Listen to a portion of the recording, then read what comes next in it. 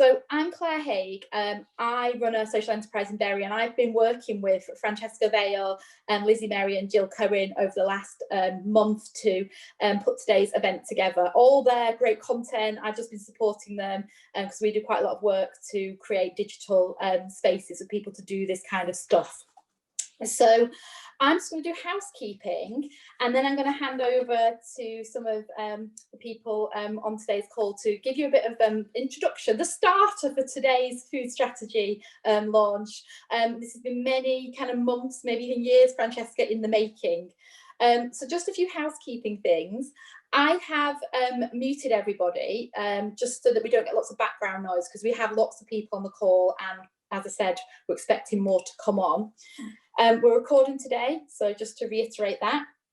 Don't worry if you've got kids, pets, partners, whatever with you. It's live right now, isn't it? And we're all doing it, so that doesn't matter at all. And we understand that sometimes you have to go and do things. Not today, but quite often I have a 2-year-old working with me, so I understand how it is. So today, if anyone wants to tweet or share anything, we've got #GoodFoodBury. Feel free to use that. And finally, I just want to introduce you to the team that I referred to I've been working with today.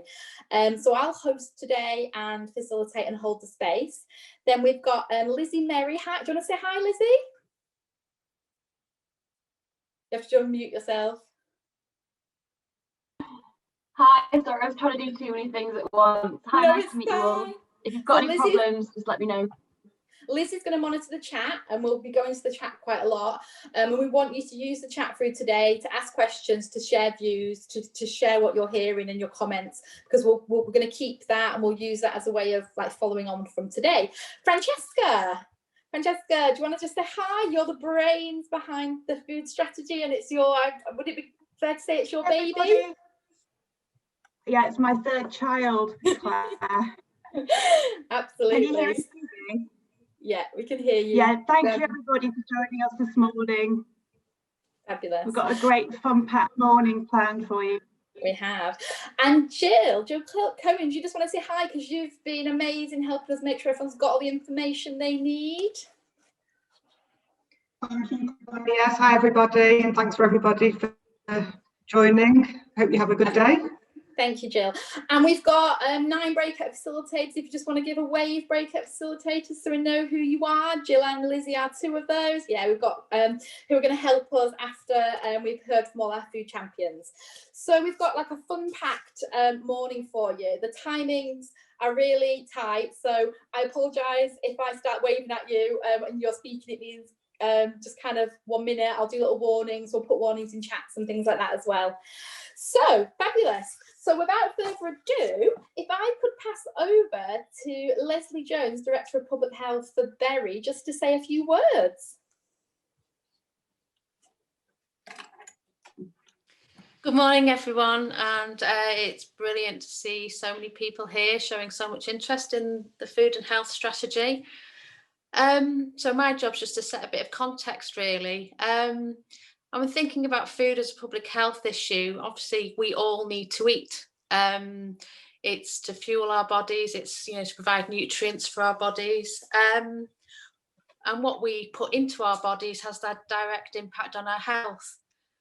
Unfortunately, for a lot of our population, what we end up putting in our bodies leads to all sorts of problems, from obesity and dental problems in early childhood, cancers and a range of long-term conditions, malnutrition in older age. So, food is a really important bedrock for our health.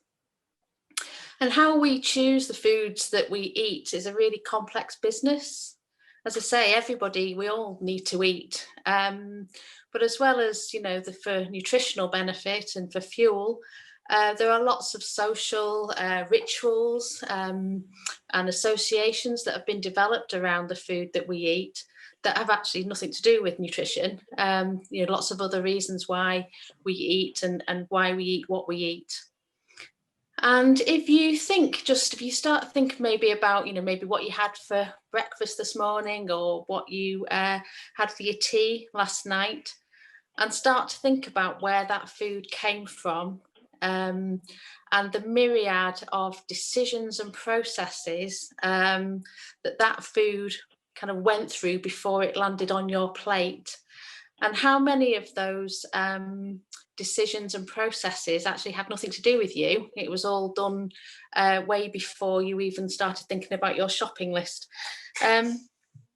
So thinking about, you know, how food is produced, and also thinking about, you know, wider impacts on the environment as well, and thinking about, you know, our ability to access good quality food, and our ability and people's ability to afford good quality food. So you can see that our food system is actually a really complex business. And therefore, you know, the job of, and at the moment, that food system kind of stacks up to create a whole load of, you know, health related problems within our population. So the job of, you know, creating a different kind of food system, and one that supports us all to be healthy, is in itself a very complex business. And, you know, Francesca has done an amazing job developing this food strategy. I've said to her before, you know, I've wanted us to have a food strategy for some time in Bury, because it's so important. And we've now got one, and it's a really, really good one. You know, the team's done an excellent job pulling that together and working with stakeholders. But this can't be the job of one person. It's not just Francesca's job. It's not just the job of, you know, the public health team.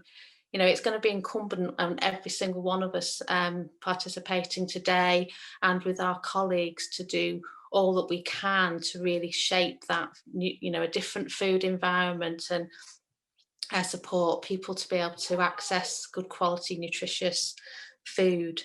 And you know, and it's not an easy task. It's a tough job. I've seen firsthand how hard it can be, just to make some small changes to a vending machine offer, or to get caterers to provide fruit instead of biscuits. So, you know, this is it's going to be a challenge, but I think with the level of interest and the number of people engaged today, you know, we've got a really fantastic opportunity in Bury to do something you know, sort of inspirational, and to really make a difference. So we're looking forward to the rest of the day, and thank you once again for joining, and your enthusiasm.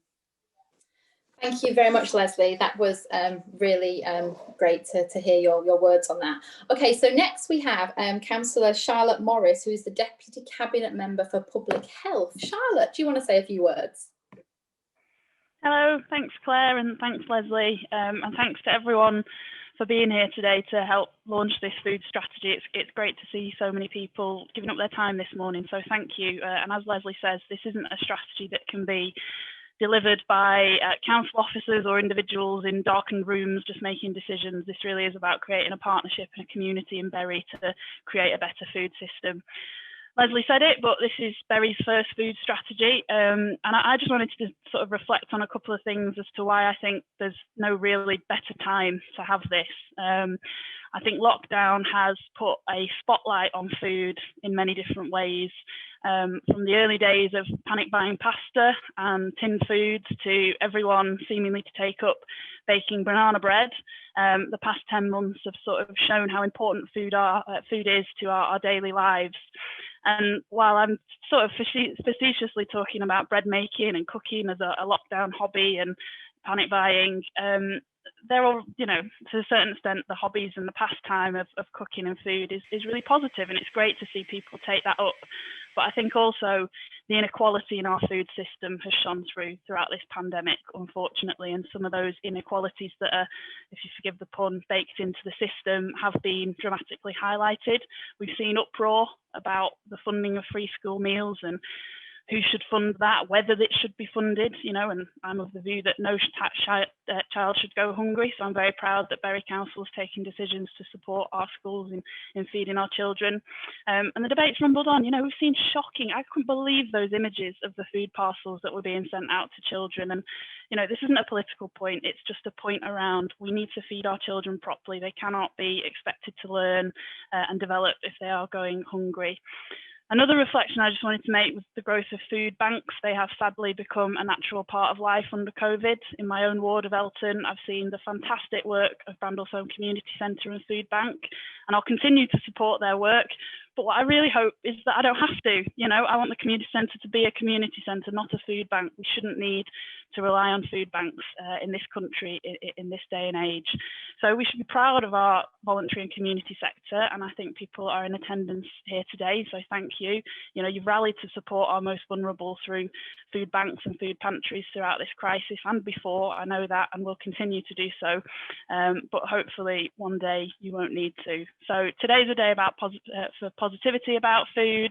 Really looking forward to hearing from the speakers. That's what's most important, is understanding what's going on in the community and what we can do to support it and do more and do better for everyone living in Bury to have that healthy food system that can support healthy lives. So I'll shut up. I've probably already taken too much time. Thanks very much for coming, and I'll see some of you in a breakout room later. I hope you enjoy the morning. Cheers. Thank you, Councillor Morris. That was excellent. Thank you. And we've just got one final speaker to give us a bit of an introduction. We've got Councillor Andrea Simpson, who's first Deputy and Cabinet Member for Health and Wellbeing. Just reading that to make sure I got it right, Councillor Simpson. It's a bit of a long time for that, Claire. Thanks very much. So I'm overwhelmed at the number of people who've attended today. And I know it's going to be a really good launch with lots of input from individuals and groups into the strategy. I would really like to thank Francesca Vale for all her hard work on the strategy and the action plan, and also Councillor Charlotte Morris, who has taken the lead on this. So with COVID, food insecurity is at an all-time high, and our community, voluntary and statutory services have stepped up to bridge that gap. But we need to look at more sustainable food sources, making healthy food more available to everyone. And as Charlotte said, we don't want food banks. We don't want people to have to rely on food banks. I'm pleased to see community groups like Trust House and Katie here today, who've offered so much to those in food poverty in Whitefield, and David Castrol as well, talking about the changes that we've made to school catering to make food more nutritious and healthy for young people in Bury. There's still a lot to do, and we are really restricted on what we can do locally. Many changes are needed nationally, like influencing supermarkets to put more offers on healthy food rather than unhealthy food, manufacturers to make packaging of unhealthy food less appealing, and make packaging much clearer with regards to sodium, fat and sugar. Locally, we need to consider how we ensure that we have less concentrated areas of unhealthy takeaways, certainly in our deprived areas. And how do we increase community allotments in our communities so that people can grow and eat their own produce? I've struggled with my weight up most of my life, going from diet to diet, taking out one food group or another. And I can't say some were that healthy and certainly not sustainable. So what I've found during this COVID period, where many more meetings are online, giving me more time, is my refound love of cooking. A good recipe and 6 or 7 staple meals and easy to make dishes go a long way. I recently read a book by a well-known doctor about nutrition and preventing and reversing disease by using everyday inexpensive foods. And one of the things which has struck me in the book is that he said, every time you put something in your mouth, it's a lost opportunity to put something even healthier in there. And that resonates because you think about what you're eating, and that comes back to me.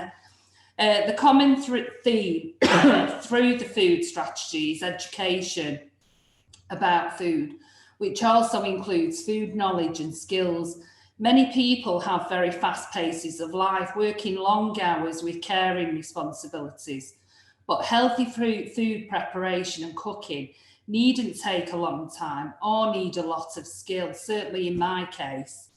As a population, we need to put more emphasis excuse me, on learning about food nutrition and how to cook healthy meals on a budget. I hope you all enjoyed the morning and I look forward to hearing your contributions. Thank you. Thank you very much. Ooh, you got to see my lamp then. Why has it done that? There you go. Sorry about that. Don't know why that happened. Thank you very much, Councillor Simpson. That was really useful and a really informative introduction to today. So we've got a bit of strategy overview and some of the reasons why this is really important for Berry, and I want to give you the opportunity to have some quick conversations in breakout rooms. Good is if everyone can just type like a word in that they're taking away from that quick conversation around food and connection. What words in people's heads right now, just so we can get a sense of what people are kind of thinking.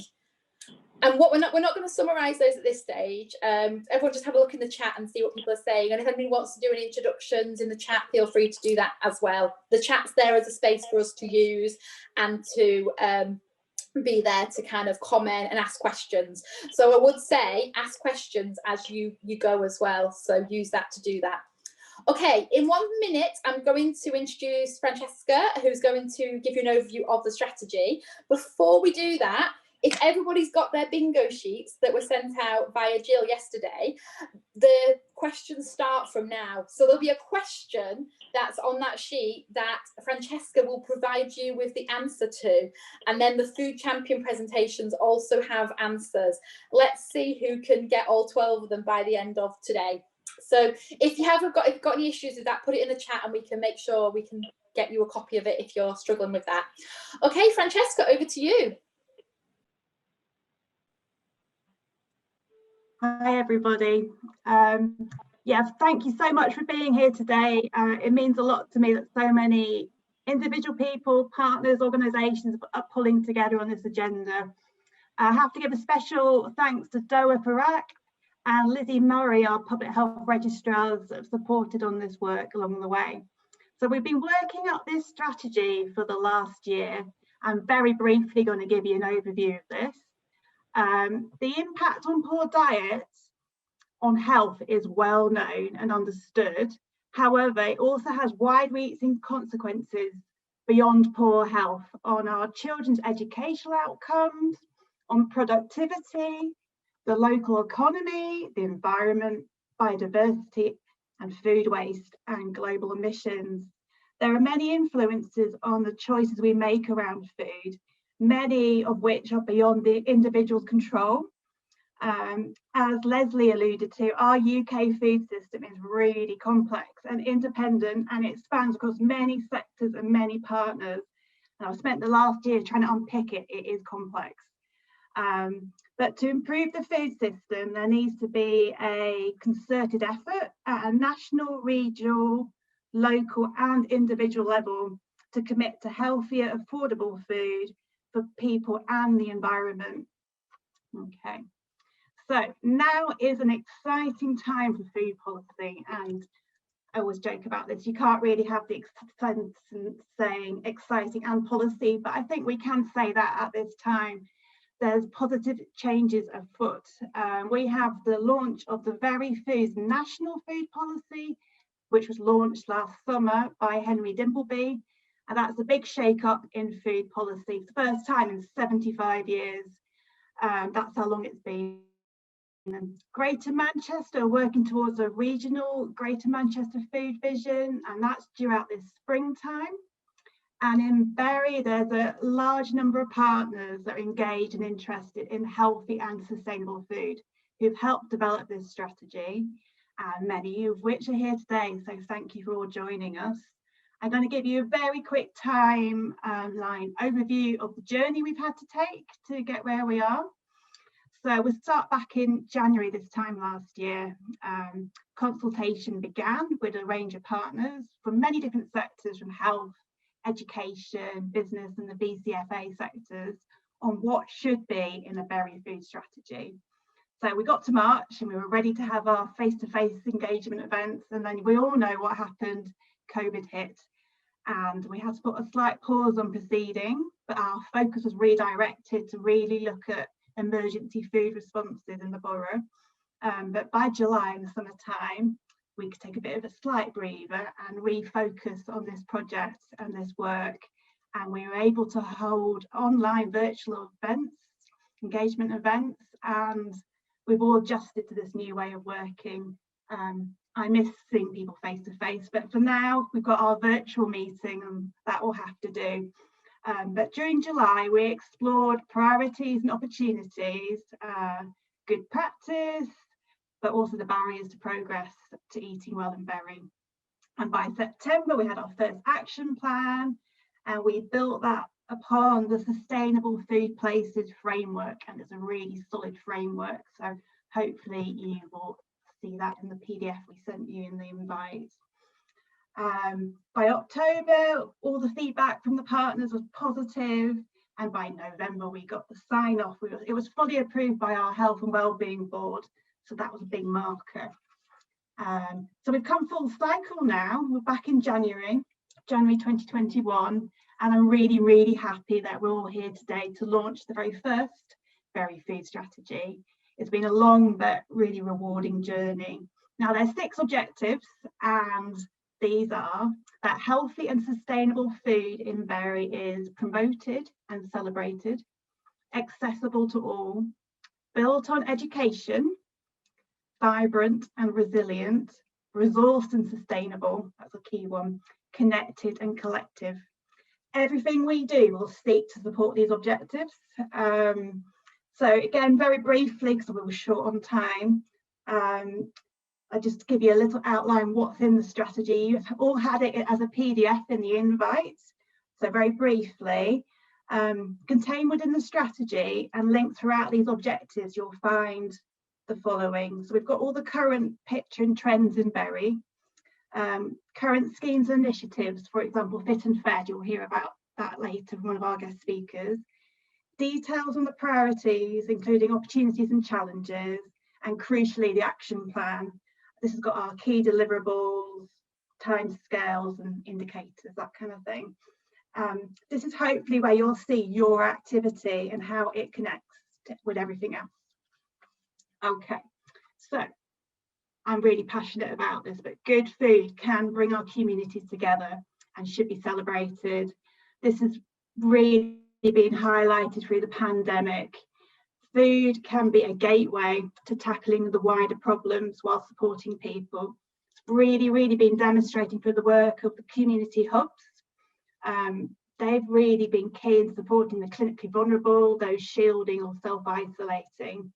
And in the food context, with shopping and welfare calls and preventing malnutrition, but also we did the work of the Berry Community Support Network.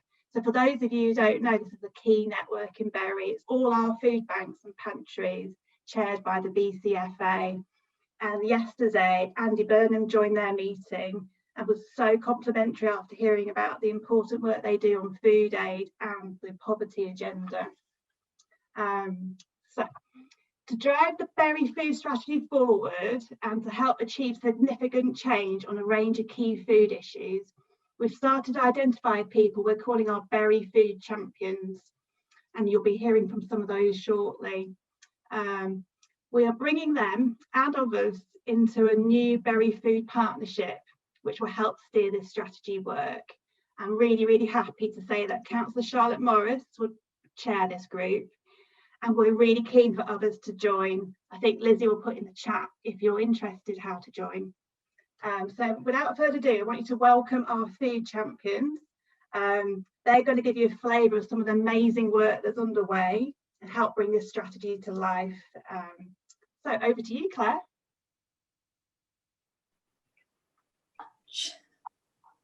See you all again now. Brilliant, thank you. That was a really interesting overview, and it just shows all the work that's gone on around this and the importance that we're seeing food being given across Bury, which is great. So without further ado, we've got 11 food champions for you to hear from now. And can I just remind everyone to mute themselves if they're not already muted? I can do it, but I'll let everyone kind of do that. It's the little microphone symbol, just click on it and you can mute yourself. So we've got 11 food champions for you to hear from now. And when we were sort of planning this, we had a big conversation around.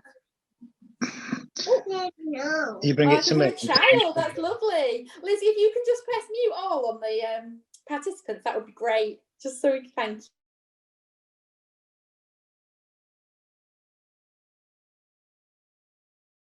Claire, you're now muted.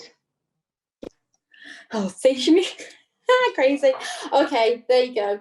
So these 11 speakers are the other 11 bingo questions. So please use this time to kind of like fill in that sheet as well. So without further ado, the first of our speakers is Katie Merrick, who's from Greater Manchester Health and Social Care Partnership. And she's going to give you a GM overview and particularly looking at the Healthy Start programme. So Katie, over to you. Brilliant. Thanks, Claire. Hopefully you can all hear me. Good morning, everybody. My name is Katie Merrick and I'm currently working on the Food and Healthy Weight programme. I'm based on the Population Health team at Greater Manchester Health and Social Care Partnership. So thank you for inviting me today. Just going to give you a very brief overview of the current work. From March last year, a Greater Manchester Food Operations Group was convened mainly in response to the pandemic.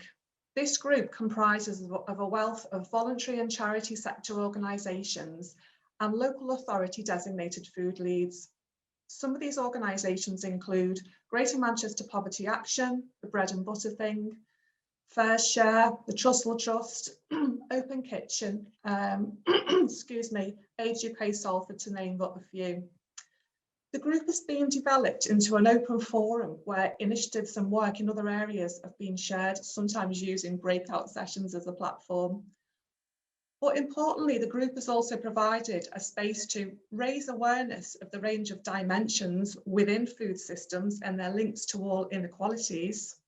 The group also contributed written evidence to the Environment, Food and Rural Affairs Committee report during the first phase of the pandemic, with regards to food distribution and logistics.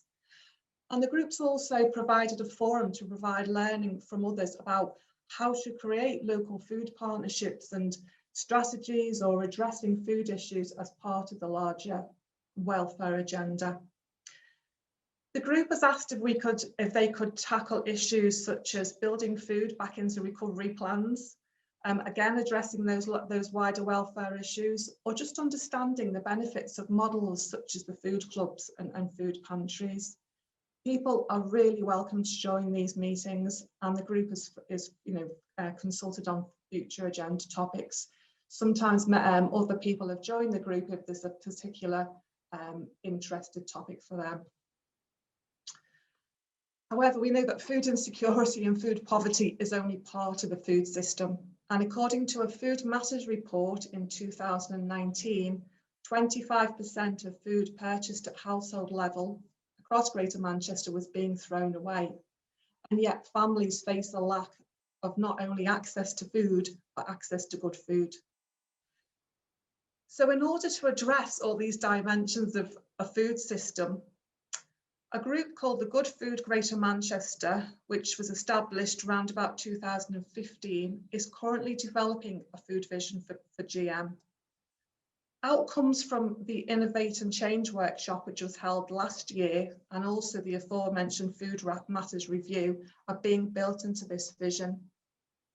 Again, this group, although it's looking to increase its membership, still does represent areas from public sector, individuals from public sector, as well as charities. But this framework will include recommendations for action at community, locality and city regional level. But it's also for policymakers and private sector organisations, as well as individuals. So it's a really good opportunity for everybody to be involved in this. It aims to inform strategies, decision making and action so that together we can build our good food system. In order to support its adoption, we'll be publishing an online toolkit which will provide advice and links to support for public and other organisations and individuals who wish to take action in this area. The toolkit will be hosted on the Good Food Greater Manchester website and will include links to existing initiatives and case studies and supporting documents aligned to the themes of the food vision. In order to try and frame the toolkit, the following themes have been agreed, which are very similar to sustainable food places, as well as Berry's food strategy.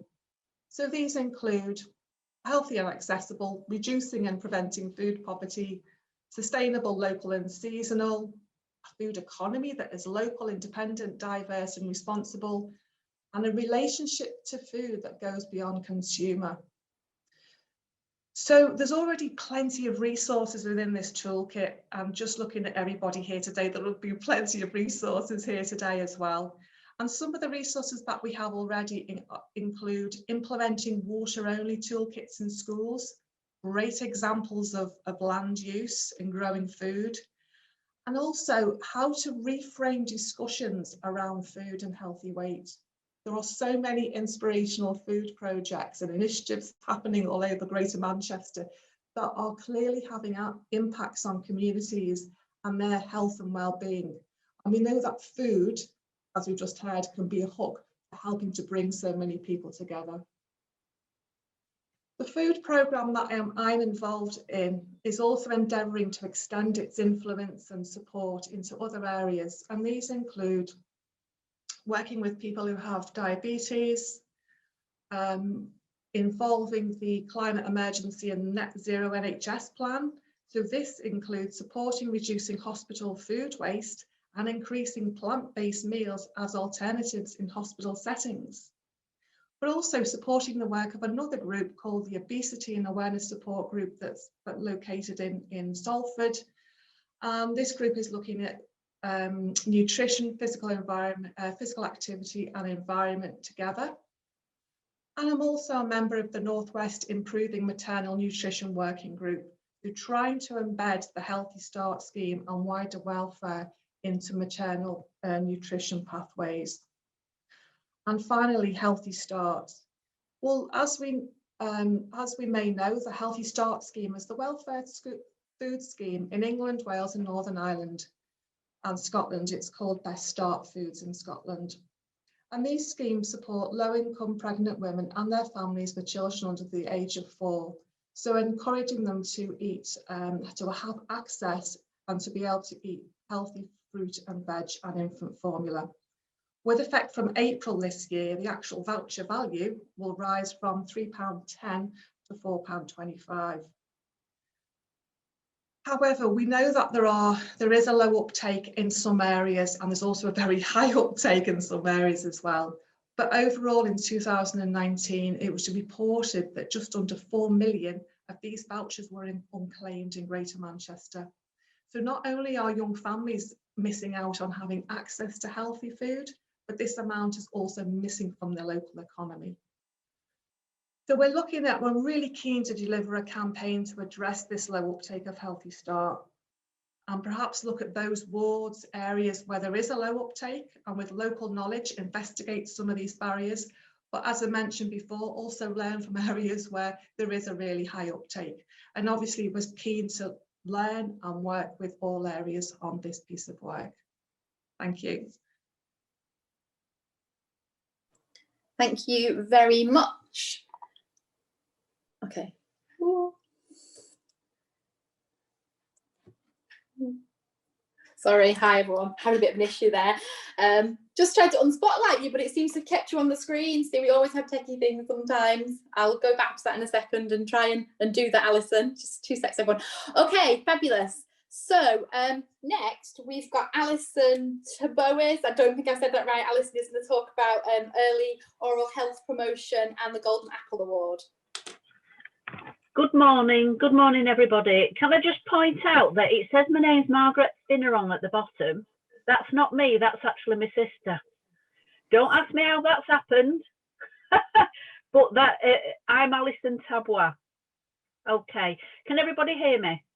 Yes, we can, and thank you for the correction on the name. I'll change your name, Alison, so we all know who you are. Don't worry about it. Okay, good morning, everybody. So I'm going to give you a little bit of an overview of oral health promotion and the state of oral health for our 0 to 5s. So during early years, foundation stage, a child's first experience with oral health can impact on the rest of their life. Dental decay is still a major public health issue as it continues to be the most common disease affecting children and young people in the UK, despite it being largely preventable. 1 in 5 5-year-olds in England experience tooth decay, and it's more likely to affect children from deprived backgrounds. So what are the statistics in Bury? In 2013, 18.4% of 3-year-olds had suffered tooth decay, so that's almost 20%. In 2017, more than 35% of our 5-year-olds had actually suffered tooth decay. So as within a couple of years, it's really increased the amount of tooth decay. Tooth decay is linked to the number of times that we have sugar throughout the day. So sugary snacks and drinks in between meals more is what causes tooth decay. Tooth decay has a significant impact on the quality of life with young children. They might have trouble eating and sleeping because of oral pain and discomfort. It can also affect nursery and school attendance and a child's confidence. Tooth decay is the main reason for hospital admissions among 5 to 9-year-olds by some distance. There were 25,702 such admissions in 2018 to 19. And in 2014 to 15, hospital trusts spent more than 35 million on the extraction of multiple teeth on children under the age of 18 years of age. At the moment, I've just discovered that we have in Bury, Oldham and HMR, we have 1,200 children on the waiting list for a general anaesthetic for tooth extraction. The community dental service, which is something that I'm part of, have not seen any recall patients for almost 12 months, which is the same for most dental practices. It's estimated that it's going to take our community dental service 2.5 years to catch up on the backlog of the current patients, never mind the 1,200 children that are also waiting for treatment. So what are we actually doing in Bury to try and make a difference?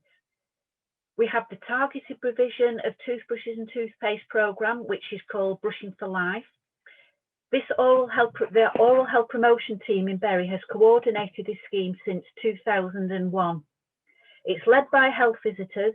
The packs are used as a tool to support them to deliver primary oral health messages, which are discussed at assessments with parents and carers.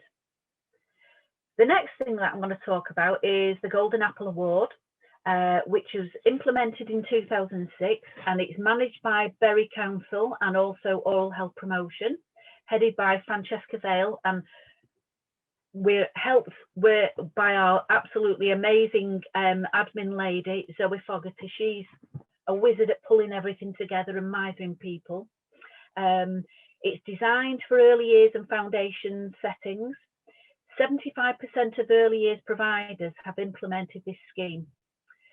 The award is designed for settings who wish to improve nutrition, hydration, hygiene and dental health among the children in their care. This award is renewed annually. Early years providers team are actually looking at making it compulsory, as this will have an impact on children's health. Childminders are also invited to sign a pledge to uphold the Golden Apple principles. The next bit, one of my projects that I want to talk about is the Supervised Toothbrushing programme in early years and foundation settings. Childhood settings such as nurseries and schools can provide a supportive environment for children to take part in the Supervised Toothbrushing scheme. This encourages them to brush from a young age and supports home brushing. Research shows that a daily application of fluoride toothpaste containing 1,450 parts per million of fluoride reduces the incidence of severity of tooth decay in children. So it's 500 parts per million. Children in deprived areas are less likely to brush their teeth twice daily. So the Brush Bus scheme started in 2017, and initially we were targeting the higher DMFT areas. So that was actually the Bury East area. The Brush Bus has now been implemented in 77 early years and foundation settings in Bury. And it was implemented at Millwood Primary School, where all the children there brush on a daily basis, obviously when the schools are open. Staff are trained and there's a lead in place. Staff have to adhere to consenting procedures to keep parents informed.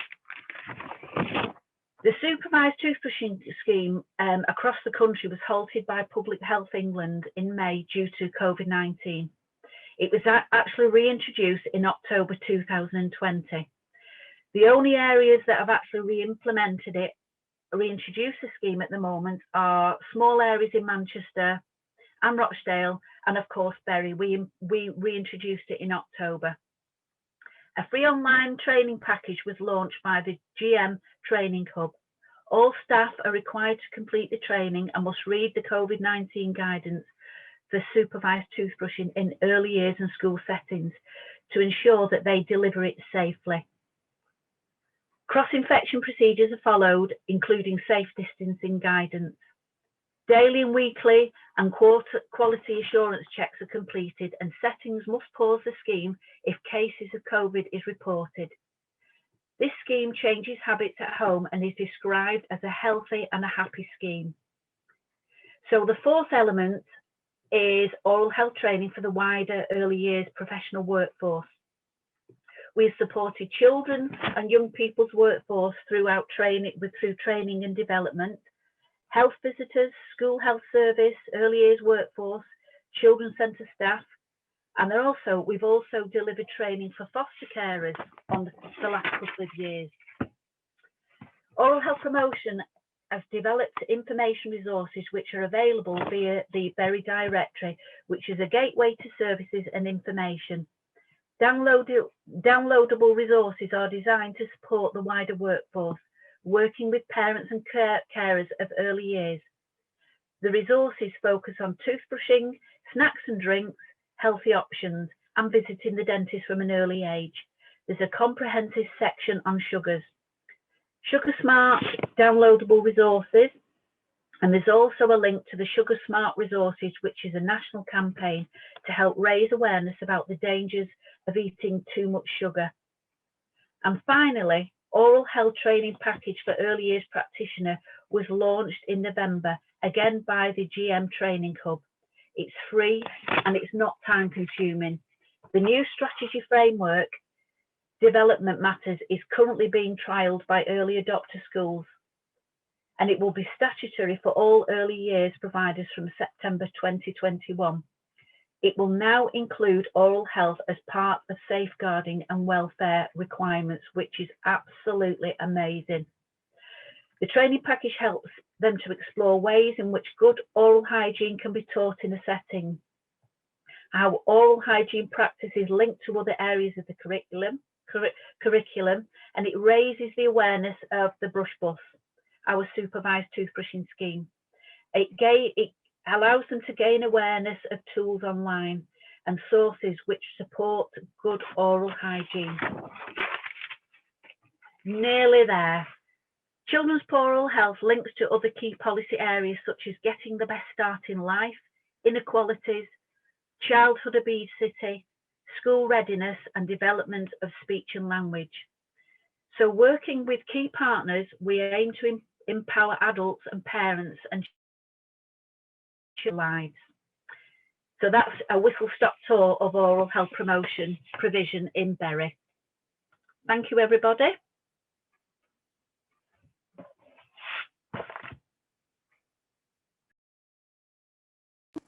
Thank you, Alison. Again, that's a great overview of the programme that is happening.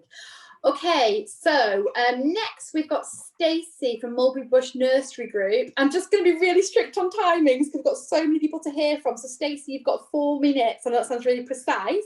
And I will share your slides for you now. Thank you. I'll try my best. I am very good at talking, so just stop me at the end when you need to stop me.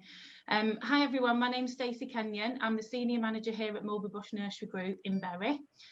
We have 5 nurseries in Bury, and we look after around 850 to 900 children a week, including many 2-year-old funded children and vulnerable children that are placed with us.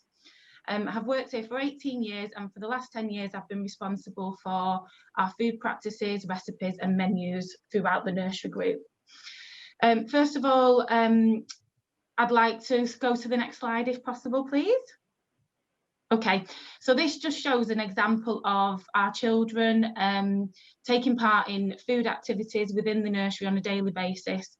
This is just a nice slide showing the children that have made some sensory Play-Doh, and it's one of many activities where we're encouraging children to have positive experiences with food and to be excited and curious about food. Okay, the next slide, please. All our 5 nurseries have a vegetable patch and sensory garden.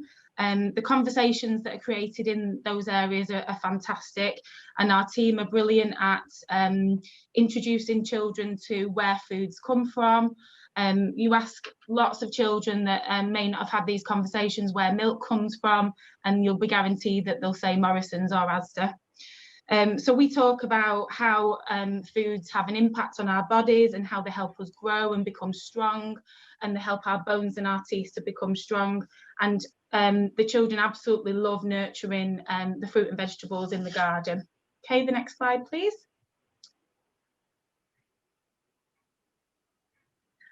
This is some photos from our Welsh nursery where the children had been growing strawberries, and they were able to go out and pick those strawberries because they were ready to be picked.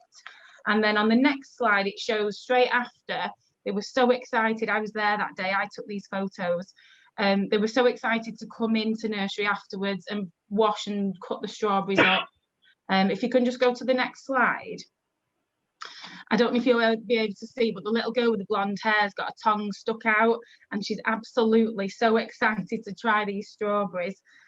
We do mindfulness activities in our preschool, and one of the favourites that the children love is the fruit tasting with their eyes closed, where we're trying to get them in tune with the senses and talk about what they can taste. The next slide shows our Whitefield Nursery. And the carrots that they've been nurturing there and growing there. And again, what was really nice about these photos is they were just absolutely amazed that this carrot top pulled out of the soil and a carrot was on the end of it. And the next slide shows what we actually harvest that week. So we collected some carrots and some peas, and these were taken straight to the cook so she could prepare them for lunch, and they had them for lunch that day. Okay, the next slide, please. This is just a little selection, a little collage of our children and our amazing chefs at nursery. The chefs are so proud to work here and to provide healthy, nutritious meals for our children. Our children take part in setting up for meal times. They wear hats and aprons and set out the cutlery and the plates. And we also have a self-service system where the food is placed in the middle and the children help themselves to the meal. We don't actually provide any puddings within our nursery. The children are offered natural yogurt or fruit after they've had their dinner, but our next steps towards that are to completely stop that. And I think somebody said before about their own situation and growing up. I think a lot of us relate to eating our dinner and then having something sweet afterwards, and we want to try and get away from that. And if we can have that impact on so many children within Bury, that's something that we're wanting to do as a next step. And then the last one just shows we took part in the Golden Apple Award since it ever existed, and got the Gold Award each time. And when we were contacted about the drive to, we were really keen to take part in. This just shows a slide from April when we were in lockdown. It's a couple of team members and did a video on our Facebook page, and we also created a YouTube channel for these as well, just reminding parents about toothbrushing, and the children were able to see the team members. Frankie's singing the song and Olivia's brushing her teeth and just being that good role model. So I think, am I okay for my 4 minutes? Hopefully I am. Thank you very much, Stacey. This is a topic that's really, let me turn it off, really close to my heart, having a 2-year-old as well. It's not always easy getting a 2-year-old to brush their teeth. No, it's gone down very well. The children and parents are over the moon about that. Fabulous. Brilliant. Sounds amazing. Okay, great. Okay, so next we've got Katie Jenkins from Trust House. If people have got questions for our speakers so far, please post them in the chat. I'm going to take them all at the end, and Francesca's going to help us to direct those different people. Okay, so Katie, you've got about 4. So Katie, you've got about 4 minutes. Is that okay? Yeah, of course it is. I'll just speak fast. I don't have any cute pictures of children, Stacey, but you may hear mine upstairs. They've just taken about 43 cuddly toys upstairs. So let's see what happens. They might come through the roof. So my name's Katie Jenkinson, and I am here today representing Trust House in Whitefield. Trust House started in 2019, at the beginning of 2019, as a community centre with the idea of reaching people in the community that were hard to reach, those that had fallen through the cracks. We were approached by a larger charitable trust who wanted us to set up a community centre that was similar to one that ran in Gorton. Through the years that we've been open, we've always operated a free community cafe serving breakfast and lunch. So food is a massive part of what we do. We wanted to encourage healthy eating. We've had various health trainers in talking about good life choices as well during that time. And we found that food is a fabulous gateway. It's a great way of building relationships and also being able to speak to people so that we can tailor our services to the needs of the community. At Trust House, our vision is to see real and long-lasting change in the lives of those in need. We're not here to be a sticking plaster. We want to be here for the long haul to make a real difference in people's lives. So you can imagine how overjoyed we were in March last year when our open door community centre, Everybody's Welcome, had to shut our doors. And it was a bit of a blow, as it has been for many other groups. But we spoke to our regular visitors, those that came through our doors on a regular basis, and spoke to them about what we could do to bridge the gap while we were shut. So one of the big things they said was, we would really like to receive food parcels if you can do that. We've done that before when we've had to shut for holiday periods. So that's what we did. We started to deliver to around about 30 households who were our regular visitors. Luckily at that time, we just joined a scheme called Neighbourly, which gave us surplus food from Aldi and from M&S and from Lidl. So we had food parcels going out, and they had all sorts in it. They had bread, always bread in these food parcels, but all sorts of things: steak, haggis, quail's eggs, and everything in between. By the summer, we were really busy with extra referrals, having joined the Berry Food Network and linked up with the hubs. And it became clear that there was just a huge need across the borough. We'd also started supplying tinned food, dried pasta, all the staples that people would need. But as a group, we thought that the food parcels weren't the most sustainable way of delivering food to the community. So we decided that we were going to shift from what we were doing and open up a food pantry. So those of you who don't know, a food pantry is like a food bank, but visitors or members pay a small membership fee and they can choose what they want for their own food parcel. So we launched it in September. As soon as the kids had gone back to school on that happy day, we launched it with very little idea of what we were doing, very little storage, but lots of tables. And we ran that alongside our COVID-safe community cafe for a short time, as well as advice and guidance. And what we found is there were so many new people who'd accessed our services since lockdown through referrals that we were able to connect with those people in a way that we hadn't been able to on the doorstep, really have good conversations with them as they came through our pantry and use that service. Basically, anyone who we had delivered a food parcel to was moved over onto our pantry model. So those that had deliveries onto their doorstep were then coming in to our centre, and we were being able to build that relationship with them.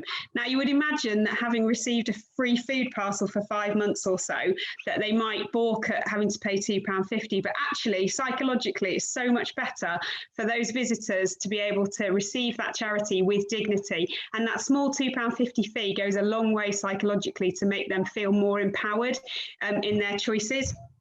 So they get more choice of items, they get more time to interact with us as a team and to talk about their wider issues. And then there's just this huge improvement in dignity. There's an amazing article that I'd really like to forward to everybody that was in The Guardian a couple of years ago about how refugee camps started using a similar model to this and how it impacted on the psychological well-being of those inhabitants. It's more sustainable for us, the pantry model, but it also helps us to uncover more issues. So things like if we have somebody that comes through the food pantry and they don't take anything that needs to be cooked or anything that needs to go in the fridge, we know that that person probably doesn't have any electricity on their meter, doesn't have any credit on their meter. So it just means that we can then have a really good chat with them and find out how we can support them further on, so which we wouldn't have if we just delivered those food parcels. There's no referral system. We take referrals. There's no criteria at all to join our pantry. Everybody's welcome.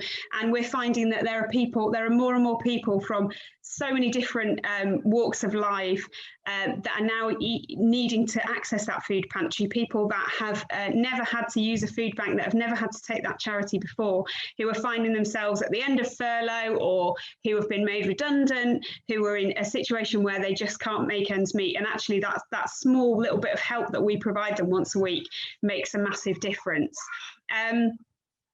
So we have, as well as our tin food, we also have a really good supply of fresh food, which is minimising food waste in the borough. So we get fresh food from Neighbourly, from Co-op, from Fair Share Emerge, and from Martin's Bakery. And all of that is just great. It means that people can make healthy, informed choices about what they're putting into their bodies. And we can also have conversations with people about, you know, if you take that tin of chopped tomatoes, do you know what you're going to do with it? So we have small recipe cards as well that people are able to access and to create their own recipes from. And there's always bread. There's always bread. I've never been in a situation where we haven't had bread, and I'm sure Tina and others would agree.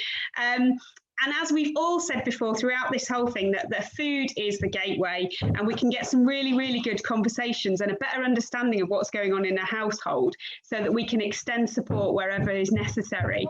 So that's Trust House in a nutshell. I hope I spoke quickly enough and everybody understood it, and that's me done. Thank you very much for listening.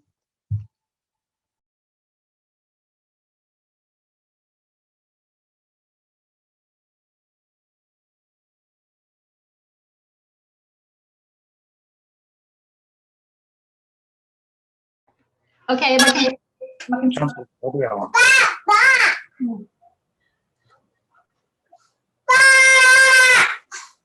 okay, having a slight technical issue here, so I'm just going to pass straight on to Tina Harrison, who's from Corrie Gardeners. Thanks, Tina. Sorry, just unmute myself. Hi, I'm from Corrie Gardeners. We now work alongside Trinity Food Bank in Radcliffe. So I'll just give you a little bit of a brief thing of what we were doing pre-COVID pandemic. So Radcliffe. Prior to the COVID pandemic, we started running an after-school gardening club, growing and teaching pupils how things grew and where food came from. We were also encouraging people in the social housing locally to have a go at growing anything, whether it be herbs, tomatoes, potatoes in a sack, just anything that they could put outside the back door or in the garden or whatever, just to give it a go. And in 2020, the idea was to expand on this idea. However, The COVID pandemic hit us, and we couldn't do any gardening, so we offered our services to Caritas, who at that time ran the Rock Food Bank from the Rock Centre in Radcliffe. All the volunteers had to isolate due to their ages. So ourselves, our group, and Trinity Baptist Church, who were already working together pre-COVID, decided that we'd help. And in that time, the numbers shot up by, well, 110% when we worked out how many people we were helping during that time. During that time, fellow allotmenteers could still go to their allotments. So they were bringing along items of fresh veg, fresh fruit for the food bank, and especially rhubarb at that time, because we'd sort of hit rhubarb growing time. So one of our lovely ladies made that into rhubarb and ginger jam for the families, because the families didn't seem to know, didn't seem to like rhubarb crumble or whatever, so it was trying to get the bulk of that rhubarb used. Some of the items that we got at the food bank from the allotments, people didn't know how to cook, so we had little chats with them on the phone. I used to ring them once a fortnight, have a chat with them, make sure that the mental health was okay, how were they doing, and we'd have a chat about what were they going to cook from the items they were going to get perhaps in the food parcel that week, and how were they going to use the vegetables that were on offer that they'd probably never seen before. Chard was one of them. It was like, what do I do with this?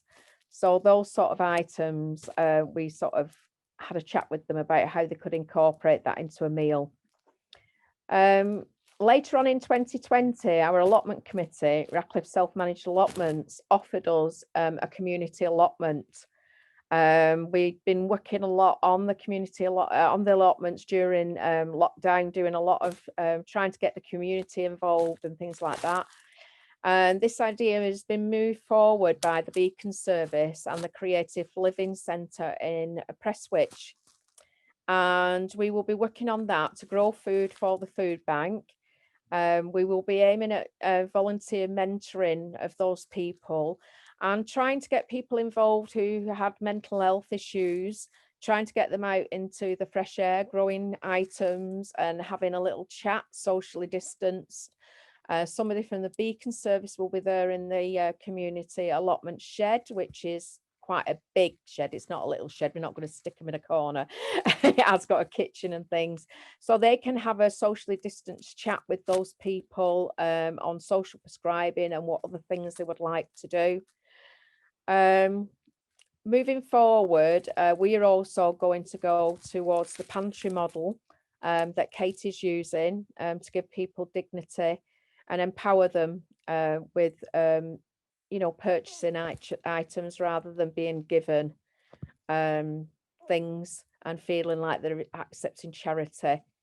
It's been a brilliant success, the three of us joining together.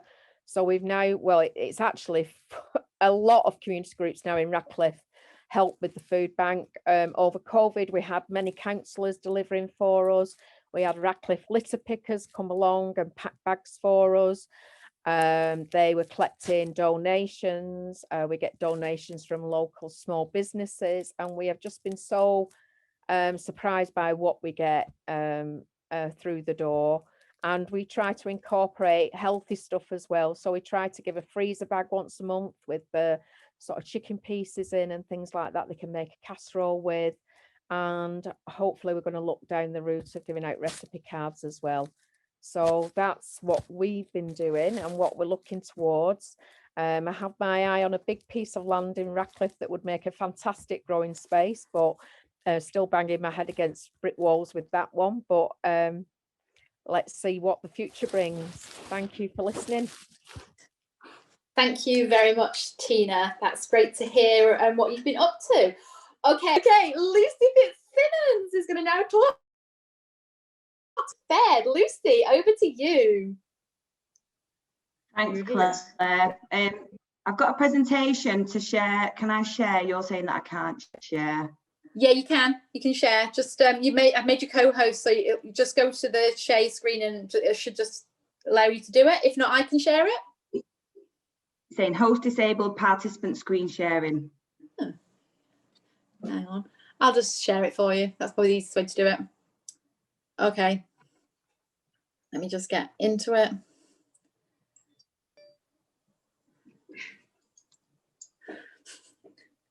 It's not letting me share my screen properly either. Okay, just give me 1 second. See, technical things can talk always... around it. Go on, you start talking and I'll get it working because we've got 4 minutes. Go I'll on, start talking. Yeah. Thanks, Claire. Hi, everybody. So my name's Lucy Fitzsimon. I wear a couple of hats at the minute. So my main day job is local delivery pilot officer. I pick up the sports development side of things, and I'm also working on the Bury East community hubs for the COVID response.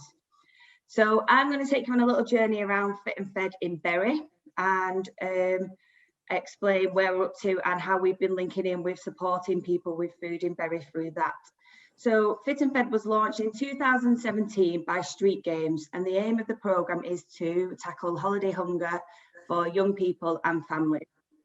So in 2019, myself and my colleague Mark Withington, who was our family active officer at the time, set about implementing a Fit and Fed programme in Bury.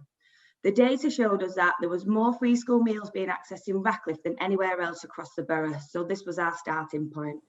We already had existing relationships with Baptist Trinity Church and Corrie Road Gardeners, thank you, who were also keen to support the agenda. We partnered up with Asda, who kindly donated fruit and water, and bread and sandwich filling was then also donated by Corrie Road Gardeners. Families were targeted through the local school and also the links that the church and the community group already had with their vulnerable families at the time. We delivered sessions every Tuesday and Thursday, 11 till 2. We used local green spaces, parks, trails, anywhere outdoors.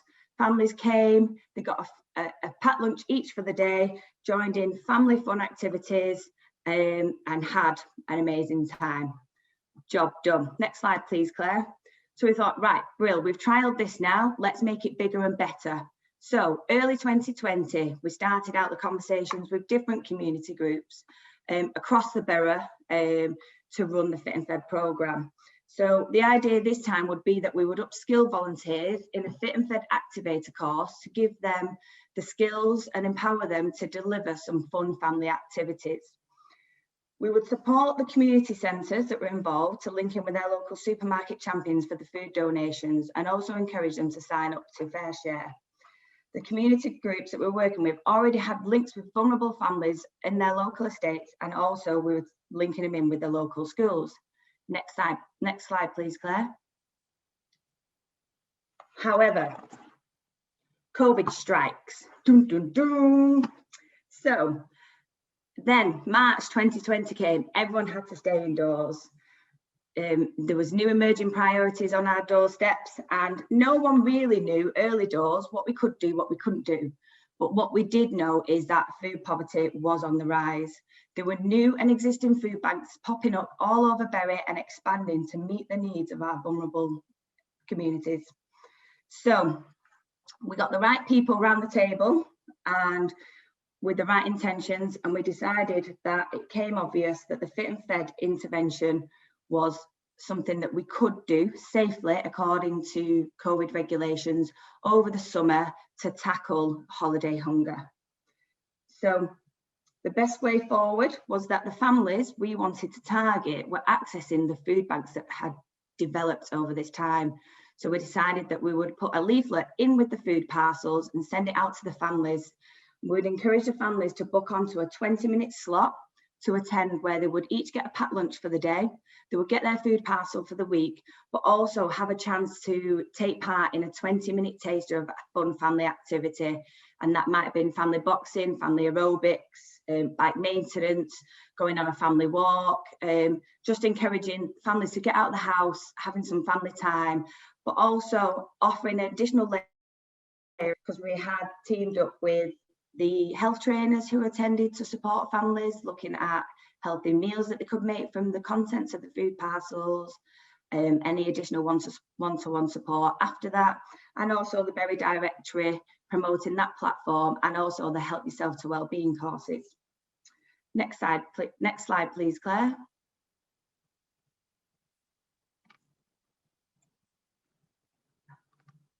So, summer 2020 was a great success for the Fit and Fed programme. We delivered over 4 days a week across 4 different sites.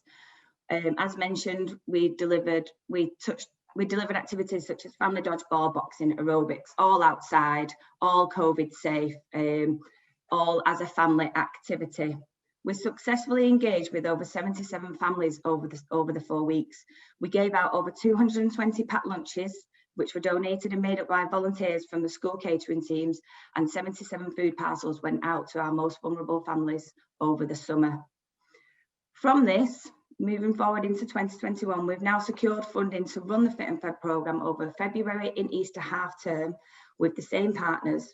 And we're also now looking to expand the offer over the summer period to keep reaching and supporting our most vulnerable families, which ultimately will connect and highlight the work needed to bring the food strategy to life. Thank you very much. Thank you very much. I'll stop sharing my screen. Great, brilliant. Nice to hear the work that's been going on through Fit and Fed. Okay, thank you. Remember, keep posting comments in the chat, and also any questions. We are going to take some questions at the end. Francesca and Lizzie are going to support me to do that. So next we have David Castrol from the School Catering Service. David, over to you. 4 minutes. Can you do 4 minutes? Of course I can do 4 I'm minutes. going to do a prize my for name's someone David. that sticks to their allocation. Start the clock.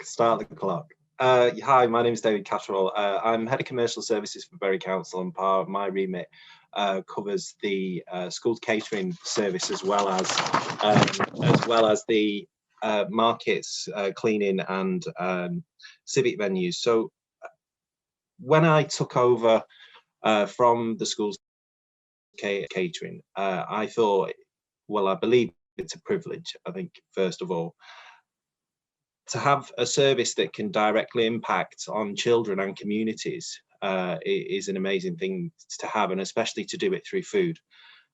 From taking over the service, what we've done is try to change the perception of what those school meals are. I think the first thing that helped us with that was achieving the Healthy Catering Award, which Francesca helped us to achieve, and that was across all our primary schools, and that's to make sure that every single primary school child has access to fresh vegetables, fresh food, healthy food, food that's cooked from scratch, and not food that's just thrown into an oven and served to them. We wanted to make the food exciting.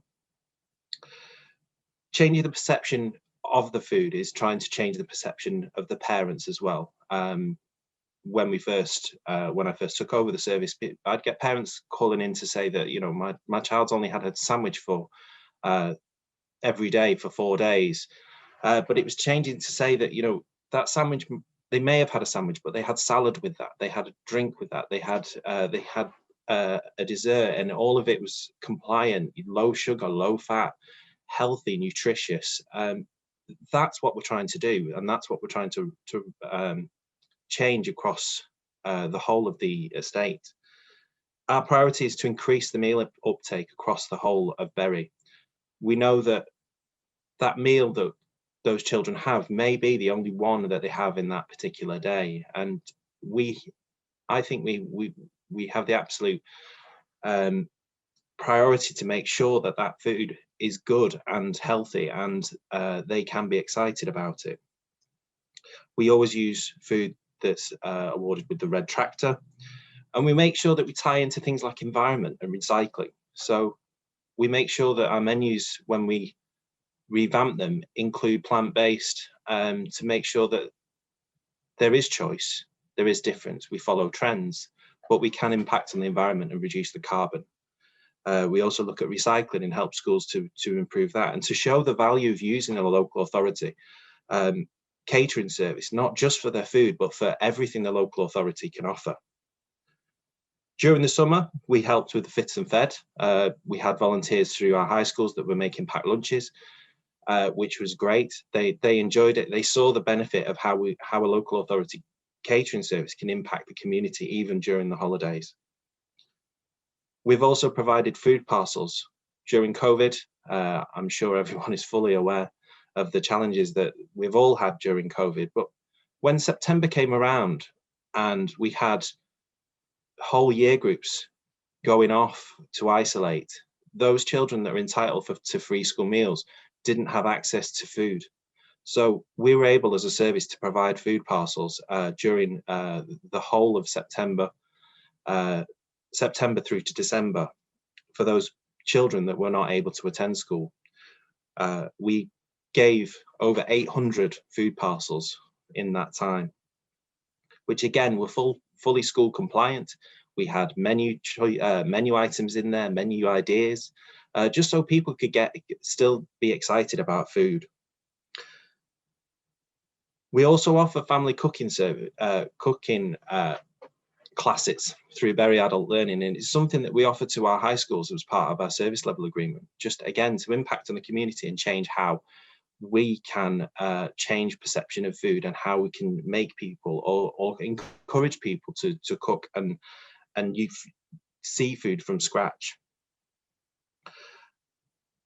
The free school meals that we're doing at the moment, I don't know if you're aware, but we've got over 5,800 children within the borough that are entitled to free school meals. When the most recent lockdown hit, we were told by the government that we had to provide food parcels for all of those children.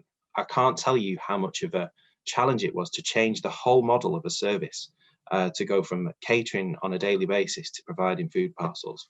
I want to share a screen with you because I'm sure you've seen. Let me see if I can change that.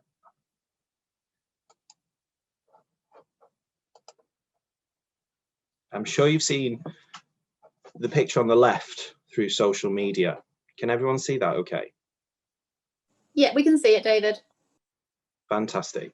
I'm sure everyone has seen the picture on the left through social media, and this was a food parcel that was given or supplied by a private sector catering company, and this was supposed to be for a child for lunch, for 5 days worth of food. When we saw this within our catering team, we could not, in all conscience, should I say, provide this level of service. We wanted to make sure that our food parcel that we were sending out to these children, bearing in mind it may still be the only food that they have in the day, to make sure that we could give them nutritious and healthy food. So the food parcel we put together is the one on the right, and I'm sure you can see a stark difference in that.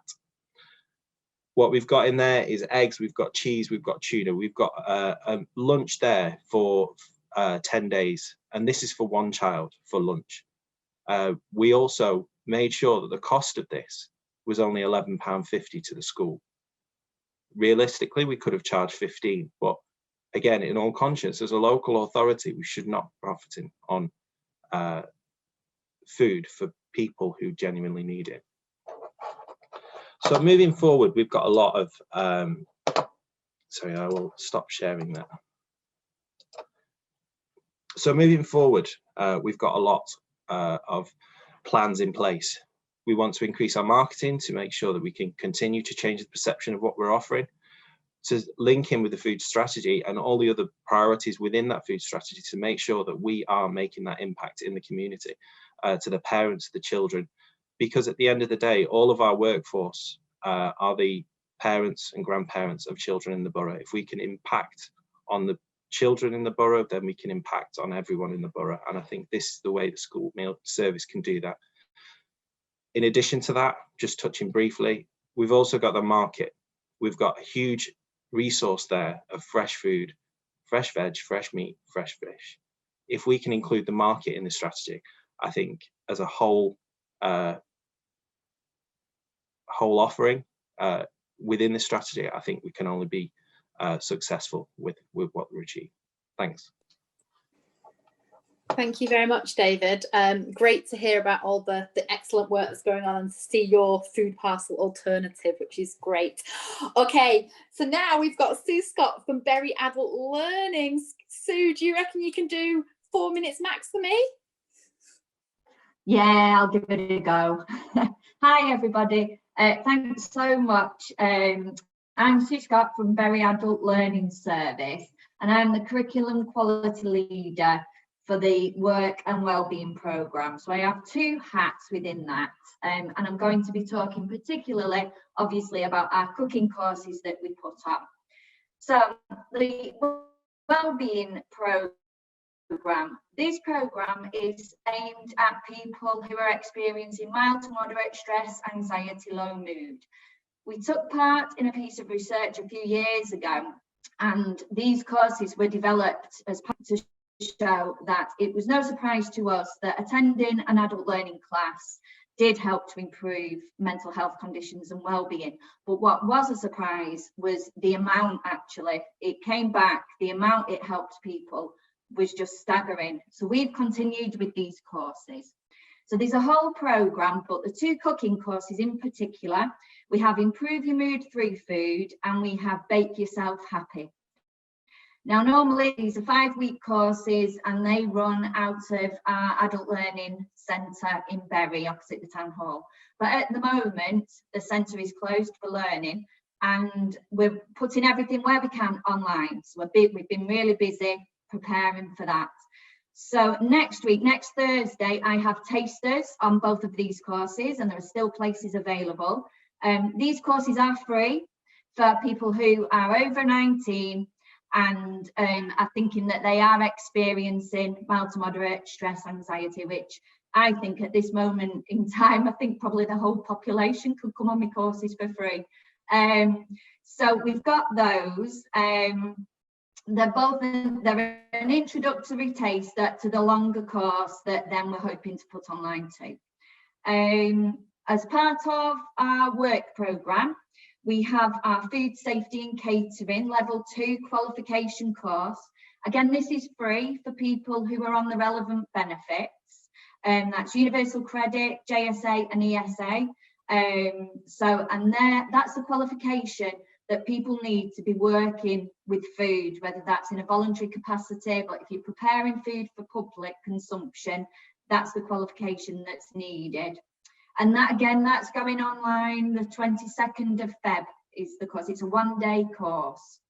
Other areas, my colleague, we have a family learning programme, and that works with parents and carers to help support their children reach their full potential. So it gives them the skills, the confidence to build up their skills to support the children. And we have a What's Cooking course there.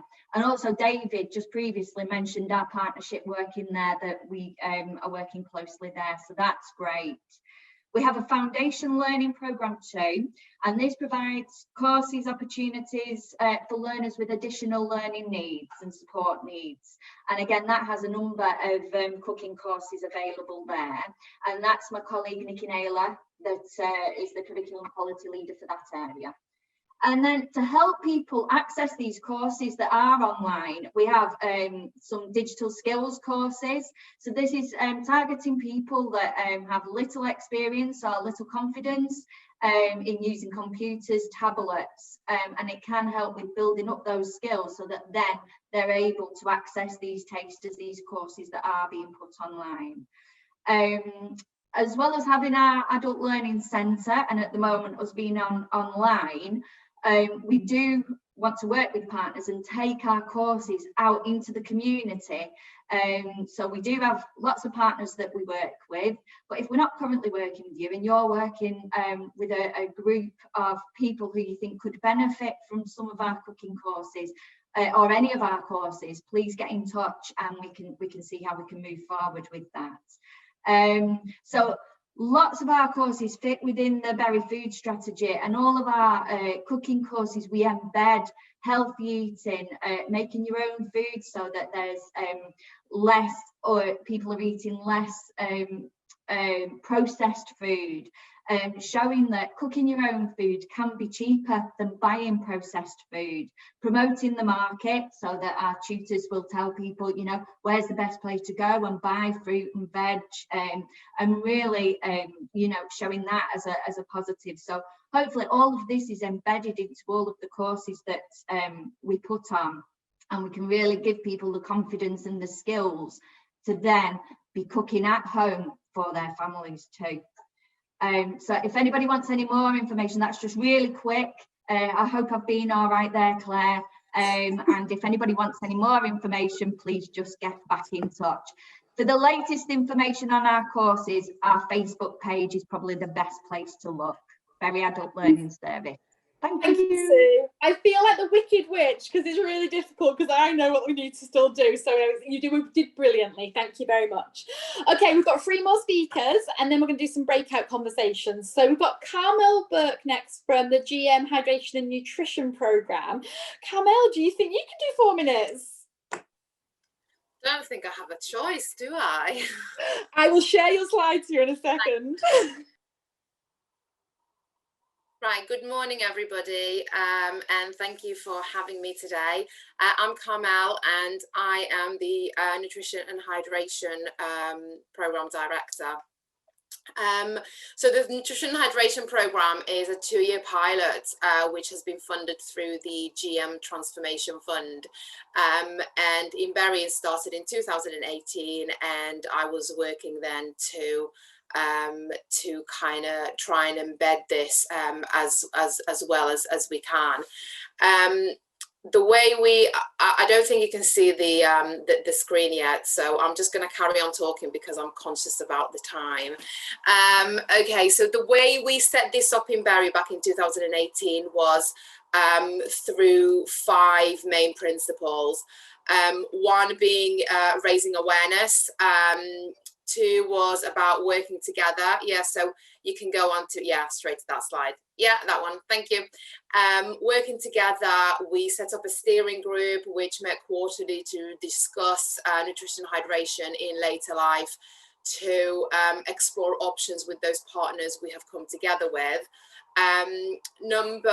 The principle number 3 that we worked with was identifying malnutrition. So we did this using program materials such as the armband, asking key questions to assess for someone's risk, you know, when they get a visit from someone that you know that has been trained, and a brief intervention is also offered at the stage of if someone is being seen as being at risk. We work through personalizing care and support, so we would teach and empower the staff that we train to broach the subject of food and drink, and using our program materials such as the booklets that we developed to give them the confidence to offer that first line advice. And the last principle we worked towards was monitoring and evaluating it constantly, because we wanted to know really how effective this program was and what impact it was having on people who received the intervention. And the independent evaluation that we did with the University of Manchester found that 80% of the people that we came across and that we offered first line advice to had an 80% success rate to stop losing weight, and in most cases gain some weight back after they were being visited after 12 weeks. Next slide, please. These are just showing you some of the tools that we use. So we start it all by training staff, making contact with the organisations that we know come in contact with the older population. We get them to ask really simple key questions, such as, has the person that they've come in contact with lost weight without meaning to, or have they have a poor appetite? Do their clothes look loose? Do they feel loose? Is anything else loose? Their dentures, the jewellery. And then we have the Paperweight Armband, which a lot of partners have used in assessing if somebody may be at risk. So this is a really simple tool. It's non-intrusive, and it goes around someone's middle upper arm, and it shows straight away show straight away if somebody may be at risk. If that person is at risk, i.e. their BMI is low, too low for their height, we would offer them an intervention through the Eat, Drink and Live Well booklet, and we have other materials as well that we can signpost them or give to them. Next slide, please. This is just an example of some of the visual materials that we have. So we would tend to see a lot of these in care homes, in GP practices, in pharmacies. It's just to raise awareness with people that, you know, losing weight is not a normal part of getting older, and all those visual signs that you can look out for, all the verbal signs that you can listen out to spot out if somebody might be at risk of malnutrition or isn't eating and drinking well enough. Next slide, please. And as I mentioned, within the 5 principles in the first slide is, you know, this is something that we very successfully managed to take forward in Bury. This is something that the partners in Bury were very forthcoming and very welcoming, and they were really, really good working strategies in Bury. So during only the 2 years, and that's probably, I'd mention less than 2 years, because by the time we set everything up, you know, a couple of months had gone, around 8,000 people have been reached via awareness raising activities. So this is, you know, events, webinars, you know, anything and anywhere that we could get to, we did. We trained in Bury alone 370 frontline staff and volunteers, which, you know, all those 370 would support over 14,000 older adults each year. So we would like to think that that's really the reach that we've been getting. 7,000 older people received conversations about nutrition and hydration. So these were 7,000 individual conversations that were had with every single over 65-year-old.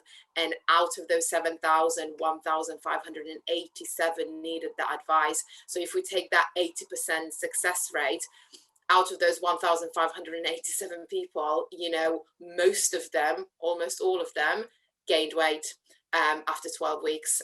And that's done with a very, very simple intervention.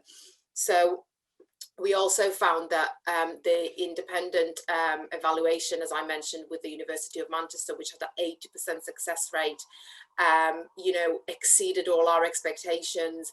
And we did a cost benefit analysis that showed that, you know, we would get £2.27 back for every pound we invest, and the payback will be within 2 years. So it was, we anticipated it to be high, but we didn't anticipate the success to reach quite as well as we have managed to. The next slide, please. This is just a list of partners that we've worked. This is not all of them, but these are the ones who have embedded it the best. So we've got the Staying Well team, Persona, Age UK Bury, Beads. This is just to mention a few. And I'll just give Fairfield Hospital a shout out here, because that's something that, you know, we've managed to, even now during really, really difficult times, we've got in the discharge lounge porch boxes of kindly donated food parcels to give to people who are leaving hospital with an overall small risk of malnutrition, but a risk nevertheless. And these are people who would normally just go home, and quite often they'd be forgotten about, and the risk could get bigger and bigger. Also, the older people's Staying Well team, they have carried on doing these questions and these practices on older people's nutrition and hydration needs throughout lockdown, and so have many other organisations that we work with within Bury. So, you know, this is something that is not taken for granted at all by me or by Francesca. So, you know, a really, really well done to all of those organisations. Next slide, please. And just to finish off, the programme will carry on running for the next year, and we have loads of materials that can support organisations to, you know, to be able to support the people that they look after when it comes to, you know, good hydration, you know, how to eat better, how to eat more if they're at risk of malnutrition, and which are the best things that they could be eating to be able to put weight back on. And we have materials for care homes as well. And if you want any more information at all about the programme or about anything that we do, then you just get in touch with us. And I hope I sticked to the 4 minutes for you, Claire. Oh, don't worry, nobody's done it. Everybody's like, nobody at all, I don't think, has stuck with me 4 minutes, but that's a good sign, because I always talk in my work about rebellion is a good thing, and being rebellious gets stuff done. So that's okay. Take that. Okay, Sam from the Staying Well team, can you do it in 3 to 4 minutes for me? Well, I've probably got about 30 seconds left now, haven't I? So it's okay. I will quickly. Have you got my slides, or should I can just read through it and then I'll be quicker? Cool, honestly. yeah, that's fab. Thanks, okay. Sam. Yeah, so my name is Samantha Carraher. I'm the team leader on the Older People Staying Well team at Bury Council. So the team is a prevention and intervention service whose main aim is to help people to take control of their own health and well-being, thereby preventing or delaying the need for costly NHS or social care services. So the people that we support are people over the age of 50 who are registered with a GP within the borough, they live within the community, and they're not currently in receipt of an adult social care package. Under normal circumstances, pre-COVID, our fabulous coordinators would go out and do a home visit to everybody that comes through to our service, but obviously we're not able to do that at the moment. The benefits of doing a home visit is that we're able to, it gives us an opportunity to look at the person's surroundings and also to identify much easier issues that might be affecting their health and well-being. So we use a tool called the Quality of Life tool. If I had the picture, it would make more sense, but we have sort of 6 segments that we look at, and these include like daily living, house and home, income, things like that. So we talk to people around these different segments. There's underlying questions under each segment, and that enables us to have quite a holistic conversation about what's going well and what's not going well and what people need in order to stay well. We're doing this conversation currently over the telephone. However, if during that conversation somebody identifies that they would benefit from some equipment because they're struggling with mobility in the house, we can go out and do a visit. And we're also visiting people where we just get an inkling that there's just something not quite right or just a bit of a welfare issue. So we are going out and doing some visits, so we are able to clap eyes on some people. The benefits of going out for equipment, I mean, we are all trusted assessors, so we can order small pieces of equipment such as purchase stool, trolleys, grab rails. We can get stair rails fitted as well, just to name a few. The benefit of something like a purchase stool, which is the piece of equipment that we order the most of, is that it enables somebody to be independent in food preparation. So if somebody can't stand up for any length of time, they can't make a meal, that's obviously going to impact on what they're able to eat. So that's just one of the ways that we can support people in a roundabout way with nutrition and hydration. So in order to support good nutrition and hydration, following the training that we had with Carmel a couple of years ago, we've actually, we could see the benefits of having the conversations with people. And we've actually included that now in our normal everyday conversation that we have with somebody. And then on top of that, what we actually do is include it and record it on our IT database, which is called Protocol. So we record whether somebody looks like they may be at risk of malnutrition or showing signs of malnutrition, and we also record whether we've used the Paperweight Armband. When we go out to see people and we do talk to them about food, we do go through the booklet with them. We don't just leave it with them. You know, we will talk through that. At the moment, that booklet is just being sent out if people say that they are sort of think that they may be losing weight. Other issues that people raise as well is that, especially at the moment, is that they can't get out for shopping or they can't afford shopping. I mean, we signpost to make sure that we can resolve these issues. So, for example, we use the community hubs. we refer to iCare meals and other meal providers. There's lots of different things. We refer to Age UK Berry, who can look at planning for attendance allowance. That might enable somebody to get a taxi to the supermarket, or might enable them to afford to buy food that they weren't able to afford before. So just by having these little simple conversations, it opens up such a lot of stuff. So yeah, we've actually started to record all of that now. We go through the booklets, and we refer on to GPs and dietitians where we feel it's appropriate. And then we go back and we speak to people after we've given this advice. I mean, myself, I even go in people's fridges just to see, like, come on, let's go and see what we're going to have for tea tonight. And then just to see what sort of food is in the fridge. And when you explain to somebody that they can have full fat milk instead of the skimmed milk that they've been having for all their life, and they can have cream and cake, and it's like a light bulb moment that they can all have that, so it's great.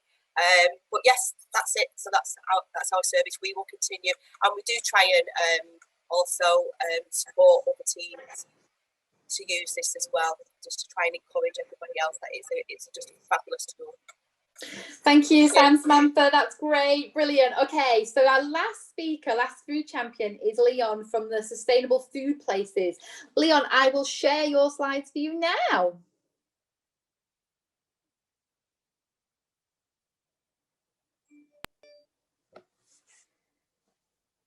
Leon?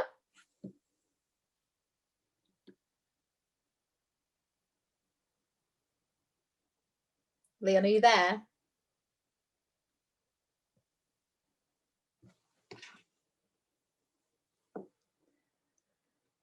Work across the UK. Sustainable Food Places, I'm the programme manager there. We are a partnership ourselves between Sustain, Food Matters and the Soil Association, and we take a place-based approach to sustainable food. And essentially what we do is support food partnerships across the UK. Can I have the next slide, please? And we're a membership organisation. We hope Barry are going to join fairly soon.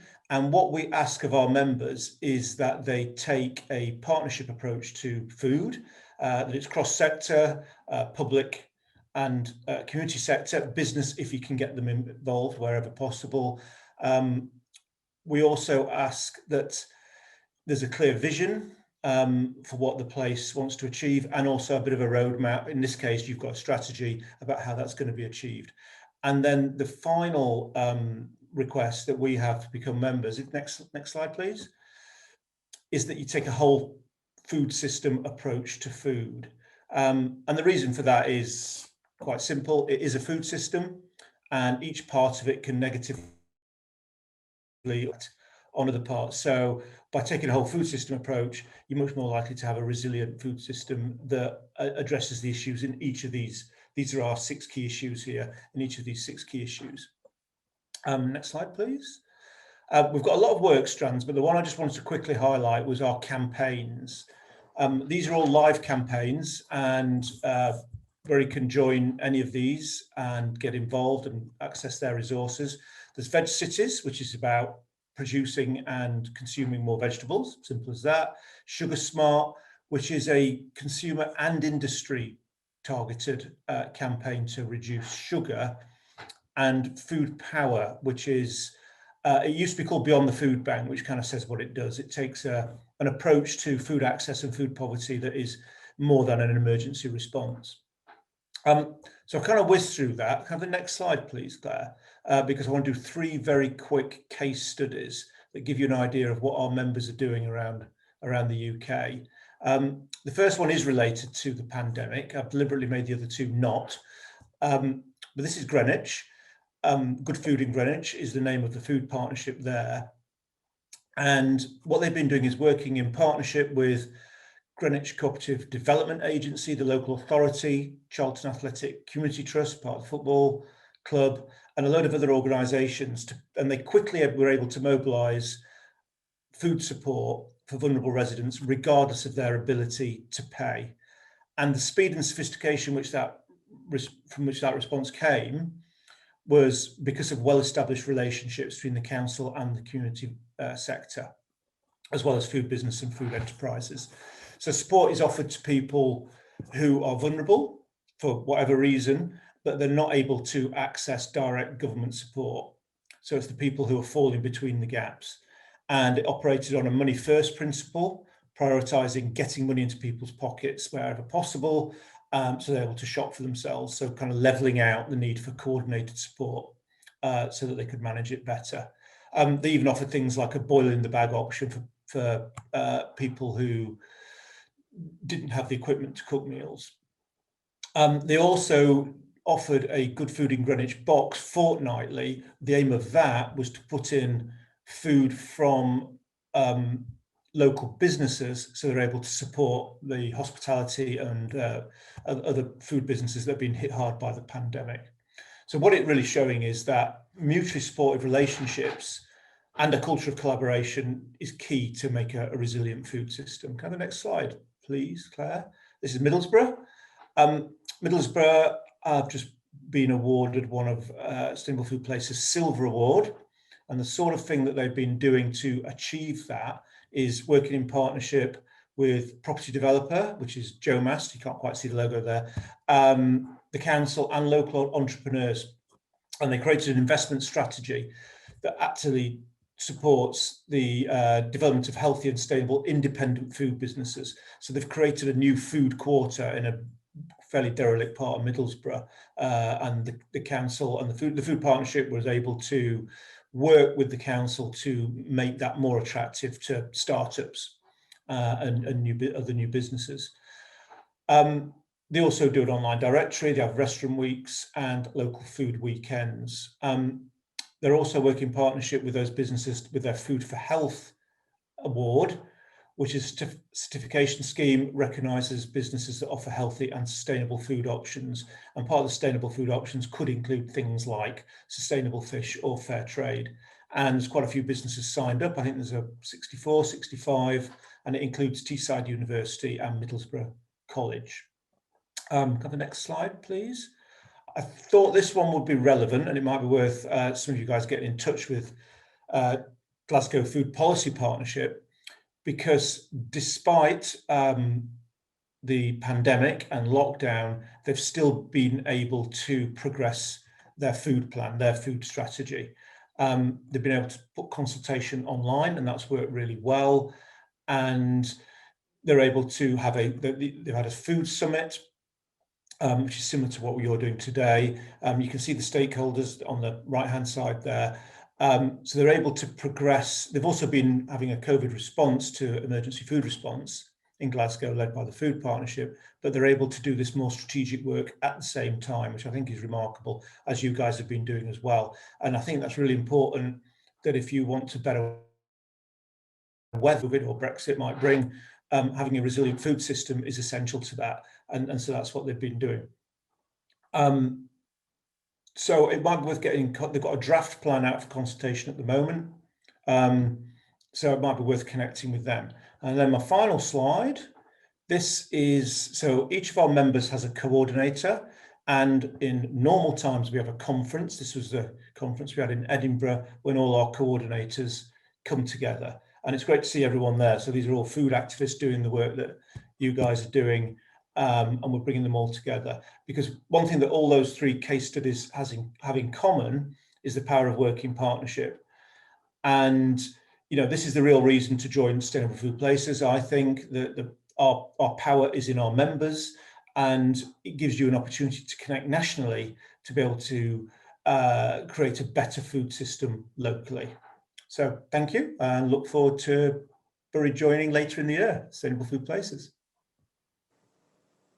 Thank you very much, Leon. Let me stop sharing my screen. Fabulous. Okay, see everyone again now. Brilliant, you can see me. Right, that is amazing. Okay, you're such a rebellious lot that now I'm going to be rebellious and I'm going to have to completely change the end because we have 3 minutes left. Francesca, I hope you're okay with what I'm about to do. So we're not going to have time to do the breakout discussions as we wanted. They had a kind of board at the centre of something called Easy Fun Retro, which we're gonna send that link to you because we want to know, to help Francesca and the team move this forward, how this relates to your work. What do you want to do more of? what support do you need, and what future connections do you want to make? So we're going to send that link to you all so you can add to that. It's really simple and easy. What I'd love everyone to do now, though, as we hear some closing remarks from Councillor Charlotte Morris and Francesca, is just post in the chat just a small thing you're going to go away and do from today. So like, it's made me think just around some of the little things I can do with my daughter, for instance, who's 2. So just if everyone wants to start posting in the chat, what's your pledge? What are you going to go away and do in the next sort of 24, 48 hours to start to put some of the things you've heard into practice? Can I just invite Councillor Charlotte Morris just to give like a little 30-second reflection on today and next steps? Thanks, Claire. 30 seconds. Yeah, wow, that's not a lot of time, is it, to respond to all the amazing things that we've heard? No, it's all right, that we've heard today. So don't worry, because I'm not prepared for this, so it's easier for me. No, I'm just kidding. I'm just kidding.